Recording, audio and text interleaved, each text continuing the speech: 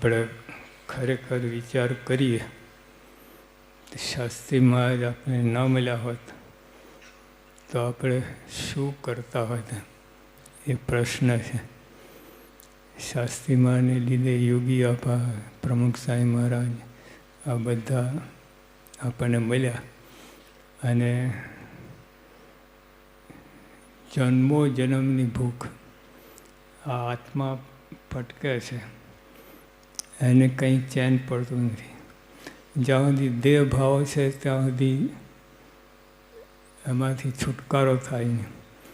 મહારાજે પોતે વાત કરી કે શાસ્ત્રમાં ભલે લખ્યું હોય કે દેહને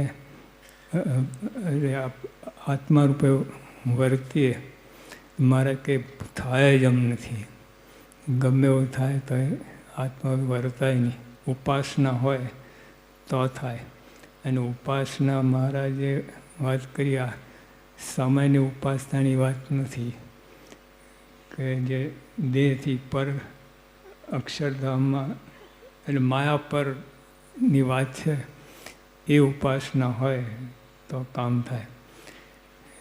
તો મહારાજે વાત કરી એટલે એ પ્રમાણે જોવા જઈએ તો કોઈનું આત્યંતિક કલ્યાણ ના થાય. કલ્યાણ થાય અને આત્યંતિક કલ્યાણ કે જેના પછી જન્મન રહે જ નહીં, એવી વાત કરી. એ તો એ મહારાજની લાઈનમાં જ આવે. શ્રીજી મહારાજ, આ કેટલી મોટી વાત છે. મહારાજના સંબંધવાળા, મારા સંબંધવાળા હોય એ વર્તમાન ધરાવે તો એ 84 છૂટી જાય. બાકી કોઈ રીતે 84માંથી બહાર આવે એમ નથી. ગુણાતીતાન સ્વામીના વખતમાં એક બ્રાહ્મણ હતો. એ સ્વામીને વાત કરી કે સ્વામી, આ લોકો મને 84માંથી કાઢી મૂકે છે. સ્વામી કે આકરા થઈને કે કોણ છે સહેજાન સે વગર તારે 84માંથી કાઢે એવો? સ્વામી કે એ 84 નહીં, આ મારી નાતથી 84. સ્વામી કે એ ભલે, એ તું જાણ, પણ આ 84માંથી બહાર. એટલે બહુ મોટી વાત છે. આપણને ખેલ લાગે છે, પણ 84 બહાર નીકળવું જબરદસ્ત વાત છે. અને આપણે તો ભગવાનનો સંબંધ થયો છે, તો એના સંબંધવાળાના સંબંધવાળાના સંબંધવાળા એ 84માંથી કાઢી મૂક્યા. એટલી જબ્બર વાત છે. એટલે આપણે આ જે પ્રાપ્તિ થઈ છે એ જબરદસ્ત છે. એ એમાં જો આપણે જો પ્રાપ્તિનો વિચાર કરીએ તો કાંઈ બાકી રહેતું નથી. કોઈ જગ્યાએ જવાનું, ઉપાસના કરવાની, બીજી ત્રીજી કોઈ માથાકૂટ નહીં. અને પ્રાપ્તિનો વિચાર જો ખરેખર હોય, શ્રીજી મહારાજ કેવા ભગવાન, કેવા મળ્યા છે, અને ગુણાતીતાન સ્વામી કેવા મળ્યા છે. અને બેને ધારક સત્પુરુષની વાત, એના લાઈનમાં એના જેવા જ, એટલે બધું બહુ મોટી વાત છે. એટલે આપણે બળમાં રહેવું. બીજું બધું તો આપણે હોય, સ્વભાવ હોય, આ બીજું બધું હોય, ઊંસાથુંથી થતી હોય, ઘર્ષણ થતું હોય, હવે બધું જ. પણ આપણે બધા દેહથી પર, માયા પર થઈ ગયા છે, એ વાત તો નક્કી છે. અને બીજા બધા જે હોય એ માયાની અંદર હોય. પછી ગમે એટલું સત્વગુણ હોય, ગમે એટલું બધું હોય, પણ તોય માયા પર ના થાય ત્યાં સુધી શ્રીજી મહારાજ અમે જોયું, ઠેઠ પાતાળથી પ્રકૃતિ પુરુષ સુધી બધા એક સમાન છે. જો પાતાળથી લઈ પ્રકૃતિ પુરુષ સુધી બધાને એક સમાન ગણ્યા. એટલે જ્યાં મહારાજની ઉપાસના, મહારાજ સ્વામીની ઉપાસના આવે તો જ કામ થાય એવું છે. એટલે આમ કહેતા બહુ ભાગ્યશાળી છે ખરેખર. હવે કામ નીકળી ગયું છે. અનંત જન્મથી ભટકીએ છીએ, પણ કોઈ મેળ પડ્યો નથી. અને આ પહેલી જ વાર આ સત્સંગ મળ્યો છે. એટલે મારે જતન કરીને રાખવું. ઓલા પહેલાં જે છે ઓલા બંડી પહેરી હોય એની નીચે બંડી પહેરી હોય અને એની અંદર ખિસ્સું હોય એમાં પૈસા રાખતા હોય અને પછી જતન કરીને રાખે, પણ તોય પાપા કલાકે એનો હાથ ફરે જ જોવા સલામતી કેવી છે કે ખિસ્સું કપાયું નથી ને. એટલે આવી રીતે એટલે મહારાજ કહ્યું કે આ જતન કરીને રાખવા સત્સંગ. મહારાજના વચ્ચેનો મહારાજ કહે કે મારા વચ્ચેનો વિશ્વાસ હોય, આ વિશ્વાસ જ બધું કામ થાય છે. આખી દુનિયા મહારાજ એવું કે રેતીમાં વહાણ ચાલે, વિશ્વાસે કહીને રેતીમાં વહાણ ચાલે, એટલી બધી મોટી વાત છે. તો મહારાજ સ્વામી એમાં વિશ્વાસ હોય તો શું બાકી રહે? આપણે નિરાતે ઊંઘી જઈએ, નિરાતે બધું કોઈ માથે ભાર ના રહે એવી બધી વાત છે. એટલે આપણે મહારાજ સ્વામી એટલા પરના પર પુરુષ છે, મળ્યા છે, એની ઉપાસના આપણે છે. અને નિશ્ચિંત રહેજો. મારે કહ્યું તો ખરેખર તમારું કામ થઈ ગયું છે.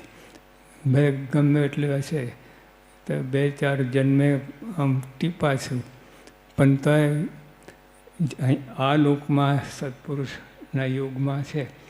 મારા કે સત્પુરુષ અક્ષરધામનું મધ્ય છે, એટલે એમાં એનો યોગ એટલે અક્ષરધામમાં જ છે. ભલે સ્વભાવ યુક્ત છીએ આપણે, ઓલા અક્ષરધામમાં તો સ્વભાવ કંઈ રહે જ નહીં, બધું ક્લીન સફાચટ થઈ જાય, પણ અક્ષરધામમાં જ છીએ આપણે. એટલે એ વાત છે.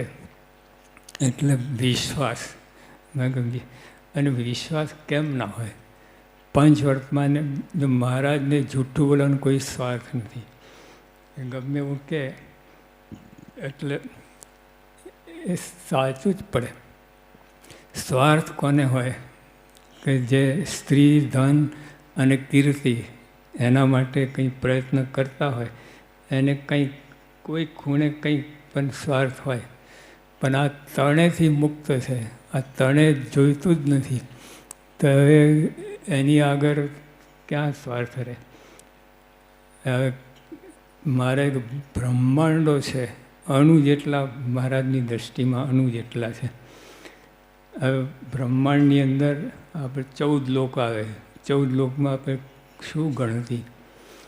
એટલે જોવા જઈએ તો આ બ્રહ્માંડની અંદર આપણે કીડી જેવા છે, કીડી કરતા નાના. હવે એની આગળ જૂઠું બોલવાનું શું? ભગવાન શું જૂઠ? હજારો કીડીઓ જતી હોય અને એક કીડીને આપણે કહીએ જૂઠું બોલીએ, શું મતલબ એને? જૂઠું બોલો ના બોલો એ કંઈ સમજતી જ નથી કીડીભાઈ. તો એટલે શ્રીજી મહારાજને આપણી પાસે કાંઈ લેવા દેવા નથી કોઈ રીતે. તો જૂઠું બોલવાનો ક્યાં પ્રશ્ન છે? એટલે આ દ્રઢ કહીને રાખજો, મારા વિશ્વાસ રાખજો. મારે કે મારા વિશ્વાસ જ બધું આગળ ગાડું ચાલશે. શ્રીજી મહારાજની સ્થાપના એવી રીતે કરવી આપણા અંતરમાં. ભગવાન છે અને બે મત નહીં, એવી રીતે પછી આગળ બધું આપણે ચાલશે. સ્વામી અક્ષર બ્રહ્મ ગુણાતન સ્વામી, ભગતજી મહારાજ, શાસ્ત્રી મહારાજ, યોગી બાપા, બધું ચાલશે. પ્રમુખ સાંઈ મહારાજ, બધા સ્વામી બાપાએ તો બધું કેટલું બધું કાર્ય કર્યું છે. એટલે આપણે તો કંઈ બાકી રાખ્યું જ નથી જોવા જતાં. પણ એક મોટું કાર્ય જે છે એ મહારાજના વખતથી ચાલે. ભગવાન ભજવા એ સૌથી મોટી વાત છે. અને ભગવાન ભજવામાં સ્વભાવ આડા આવે છે. બીજું બધું સેવા કરીએ, ભક્તિ કરીએ, જ્ઞાન કરીએ, બધું કરીએ, પણ સ્વભાવ એવા છે ને એ આપણને એકદમ પછાડે, એકદમ 1000 ફૂટની હાઈટ ઉપર નીચે તરિયામાં લઈ દે. અને સ્વભાવથી આપણે અંતરદૃષ્ટિ કહીને સ્વભાવને ઝાપટ મારતા રહી, સ્વભાવને વશ કરવા એ એટલું જ રહે છે. બીજું બધું ગોઠવાઈ ગયું છે, બધું સારું છે, બધું ચાલે છે. મહારાજ ને સ્વામી ને ગુરુ પરંપરા એ તો આમ ચપટીમાં બ્રહ્માંડ ઊભું કરે, મંદિર ઊભું કરવાનું શું વાત છે. પણ આપણને જે સેવા આપી છે એ આપણા સ્વભાવ માટે એમાંથી ઘર્ષણ કહીને સ્વભાવ નીકળે એના માટે એ સેવા આપણને આપી છે. આપણે કોઈ લાયકાત નથી સેવા માટે, પણ એમણે સેવા આપી છે. અને સેવા આપી છે એનું કારણ આ જ છે, એને બ્રહ્માંડો રચી શકે એમને કોઈ જરૂર જ નથી કાંઈ જ. પણ આપણને જે આ સેવા આપી છે, જે કંઈ સેવા આપી, યત્કંચિત સેવા આપી છે, એનું કારણ આ જ છે કે આપણા સ્વભાવથી નિવૃત્તિ પામીએ અને શુદ્ધ થઈને અને બ્રહ્મરૂપ થઈને અને ભગવાનની ઉપાસના કરવાની એ જ વાત છે. એટલે એના માટે આ બધા પ્રયત્ન કરીએ છીએ. મહારાજ સ્વામી એ જો શ્રીજી મહારાજની વાત છે. મહારાજે કહ્યું દરેક પ્રકરણ ભક્તોને તમને દરેક પ્રકરણના અંતમાં આવે છે શ્રીમદ એકાંતિક ધર્મ પ્રવર્તક. એમને બીજું કાંઈ નથી. ગુણાત્યાન સ્વામી કહ્યું કે મેં 40 એકાંતિક પકવ્યા છે.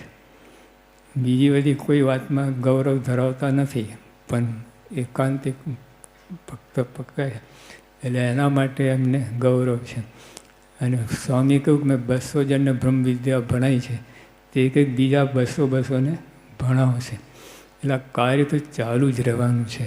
આપણે લાભ લઈએ કે ના લઈએ તમારી મરજી, પણ આ કાર્ય શાસ્ત્રીમાનું કાર્ય ચાલુ જ રહેવાનું છે, ચાલુ રહેશે.